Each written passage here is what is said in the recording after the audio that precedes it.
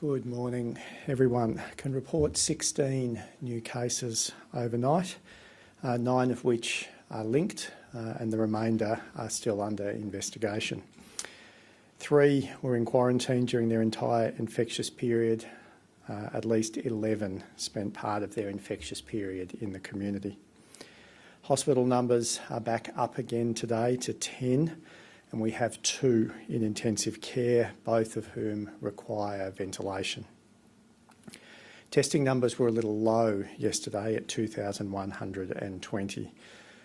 So if you have any symptoms, please come forward for testing. If you've been in any of the exposure sites identified on the COVID-19 website at the times outlined, please come forward for testing.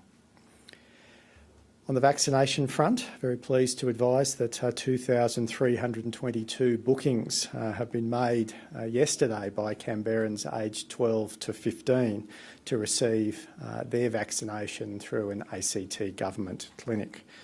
Of course, this is not the only vaccination option for 12 to 15-year-olds. You are able to access Pfizer vaccines through the GP network and Moderna vaccines through pharmacies. So you may get an earlier appointment for a COVID vaccine through a GP or a pharmacist. But it's very encouraging to see so many 12 to 15-year-olds already making bookings and already having had their first dose. On mental health, I foreshadowed yesterday that we would make a major announcement today, and the government is very pleased to be able to commit a significant amount of additional funding to boost mental health services across the territory. Our focus is to support the mental health and well-being of our community during this difficult period.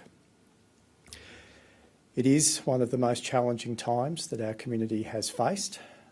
It's okay to not be okay at the moment, and support is available.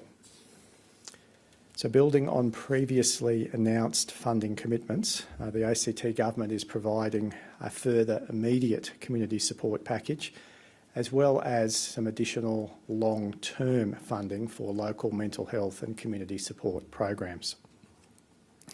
The short-term community and mental health COVID support package will provide additional support to the ACT community.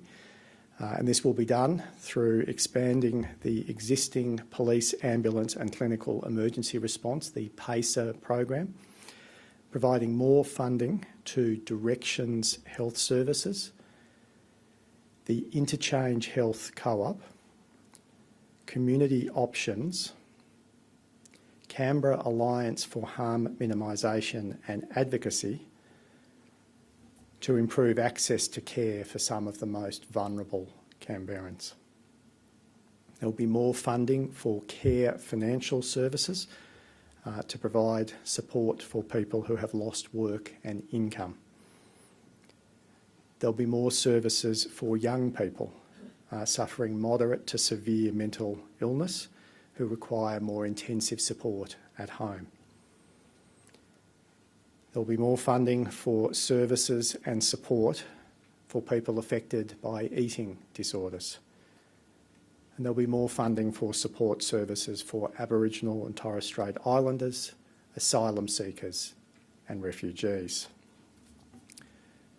This will help to ensure that healthcare and support is available to those who need it at this difficult time.